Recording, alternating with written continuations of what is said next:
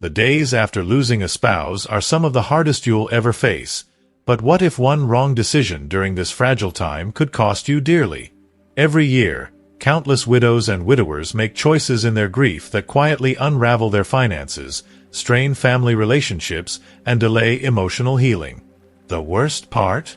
Most never realize the damage until it's too late.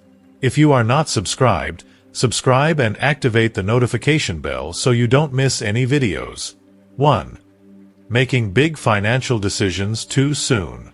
Imagine this. You're sitting at your kitchen table, staring at a pile of financial documents, bank statements, insurance policies, maybe even a mortgage you're unsure you can handle alone. The loss of a spouse or loved one is still fresh, and suddenly, advice comes pouring in. A well-meaning friend, a financial advisor, or even your anxious thoughts suggest it's time to act. Sell the house. Move somewhere smaller.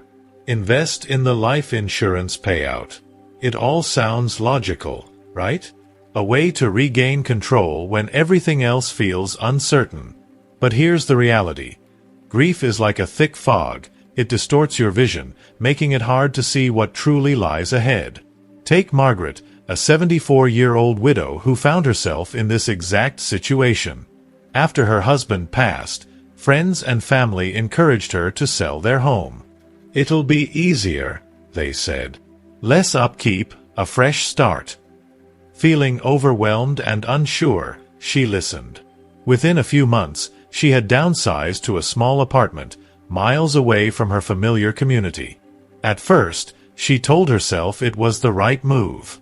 But as the months passed and the fog of grief slowly lifted, she began to see what she had truly lost. Her beloved garden, her friendly neighbors, the porch swing where she and her husband had shared morning coffee for decades. She hadn't been ready. She had simply been trying to escape her pain. Financial experts warn against making major money moves too soon after a loss.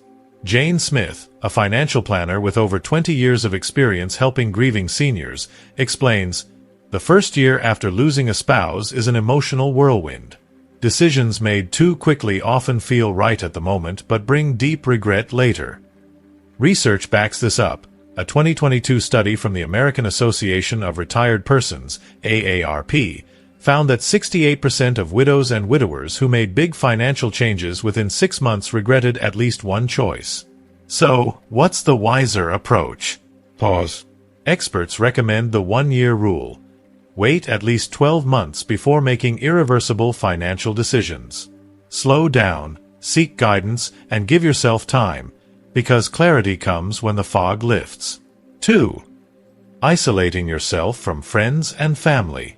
Grief can feel like being stranded on a lonely island, surrounded by an ocean of silence. When you lose a spouse, the pull toward solitude can feel natural. You might crave quiet moments to sit with your memories, to cry without anyone watching, and to process your loss in peace. Taking time alone is normal, but when that solitude stretches into weeks or months, it can become a prison. What starts as, "I just need space," can lead to unanswered calls, missed family dinners, and an aching sense of disconnection. This is the second mistake many grieving people make, shutting out the very people who care the most. Walter, a 78-year-old widower, knows this feeling all too well. After losing his wife of 52 years, he closed himself off from the world. He stopped answering his phone, skipped family gatherings, and told himself, "No one understands. I'm better off alone." At first, the quiet seemed comforting, a way to avoid the constant reminders of his loss. But as the weeks turned into months, the silence became suffocating. His energy faded, his days blurred together, and even simple tasks like eating felt exhausting. It wasn't until a persistent neighbor knocked on his door and invited him for coffee that things began to change. That one conversation led to a weekly tradition, and soon, a lifeline back to friends and family he had pushed away.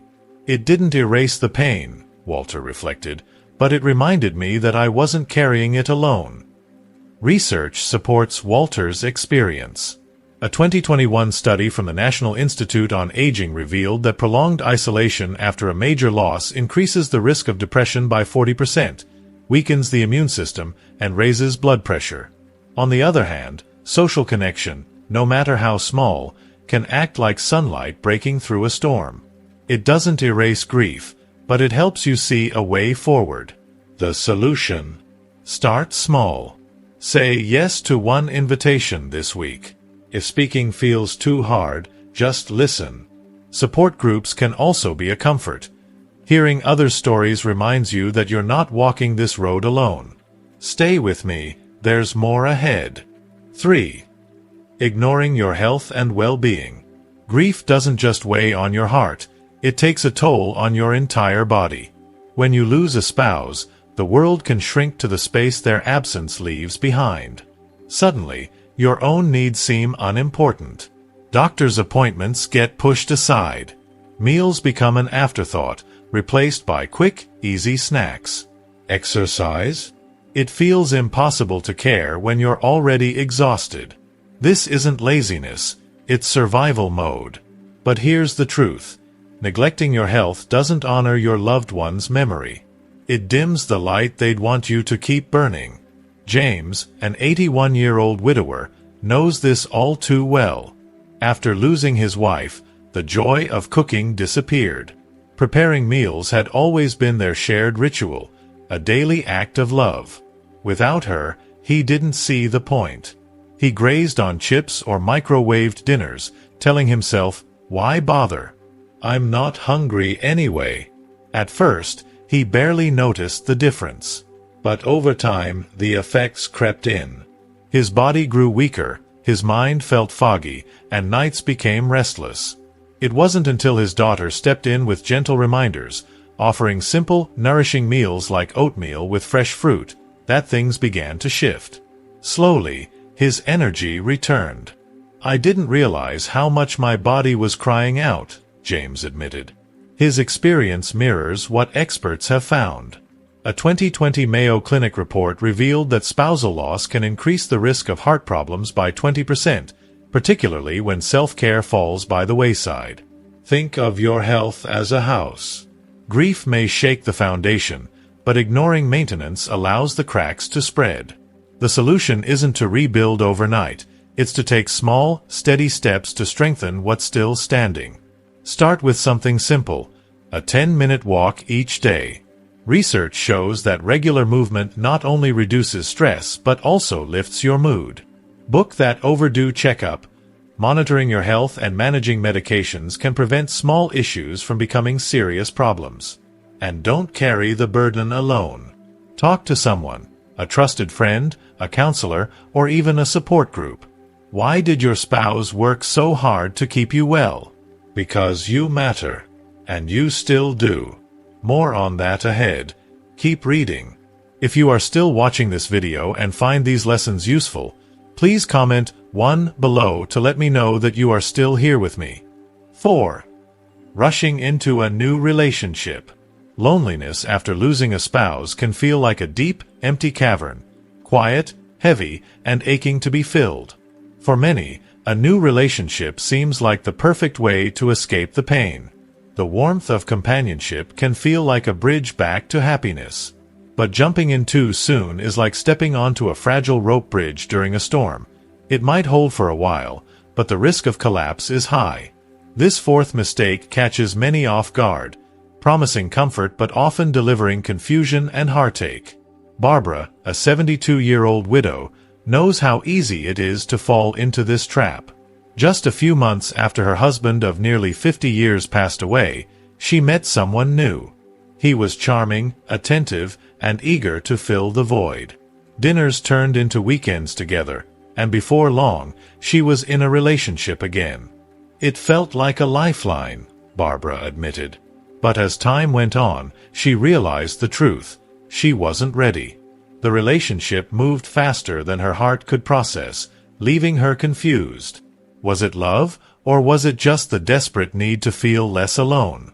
Stepping away was painful, but it gave her space to heal. "I learned that grief doesn't disappear just because someone new comes along," she reflected.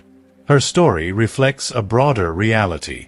A 2023 survey by the Grief Recovery Institute found that 55% of widowed seniors who entered new relationships within a year ended them, often due to emotional overload and lingering grief. Love isn't the enemy. Rushing is. After a major loss, you're vulnerable, not only to your emotions but also to the intentions of others. Scammers often target grieving seniors, offering affection while hiding financial motives. So, how do you protect yourself? Slow down. Ask yourself what you want from companionship. Talk openly with trusted friends. They can spot red flags you might overlook. And remember, there is no deadline for finding love again. What would your spouse say about rushing into a new relationship? That answer may offer the clarity you need. Stay with me. Our final point holds a surprising truth you won't want to miss. 5. Holding on to every possession without letting go. When you lose a spouse, their belongings become more than just objects. They're living reminders of the life you shared. Their favorite sweater still carries their scent, their chair remains molded to their shape, and each item holds a memory you're afraid to lose. Letting go feels like severing those ties, so you hold on tightly. But here's the question. Is keeping everything honoring their memory, or is it trapping you in the past? This final mistake isn't about erasing the love you shared, it's about making room to breathe again. Harold, a 76-year-old widower, knows how hard it is to let go. After his wife of 55 years passed, he left everything untouched. Her shoes stayed by the door, and her favorite mug remained on the shelf. In the beginning, it brought him comfort. But as the months passed, those objects became heavy reminders of her absence. "I was stuck," Harold admitted. With the encouragement of his daughter, he began sorting through their shared belongings. He donated clothes he knew he would never use but kept her favorite scarf, a simple item that felt like a warm embrace. It wasn't about saying goodbye, he reflected. It was about making space for my own life to keep going. His story echoes a common truth. Psychotherapist Dr. Emily Carter, who specializes in grief counseling, explains, holding on to every possession can freeze you in mourning. But letting go, even in small steps, allows room for new experiences and inner peace. Think of your home as a museum of your shared life. Every object tells a story, but too much clutter can blur the beauty. You don't have to rush the process. Grief moves at its own pace. Start with something simple. Choose one cherished keepsake, like a letter or a favorite photograph, and give it a place of honor. Then, gradually work through the rest. Donate what no longer serves you, and repurpose sentimental items. Some widows turn old shirts into memory pillows. Ask yourself, does this item comfort me, or does it keep me stuck?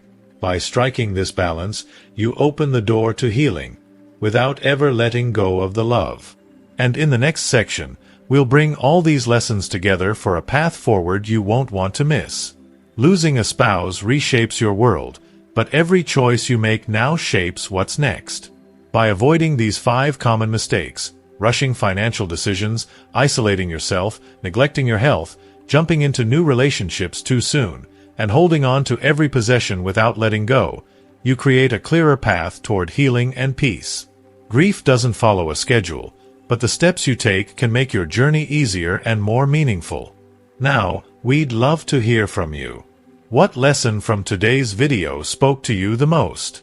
Which insight will you carry forward in your life? Share one thing you've learned and we'll put into practice in the comments below. Your story could inspire and support someone else on this journey. If you found this video helpful, please leave your comment below, and don't forget to like, share, and subscribe to our YouTube channel for more wisdom and support.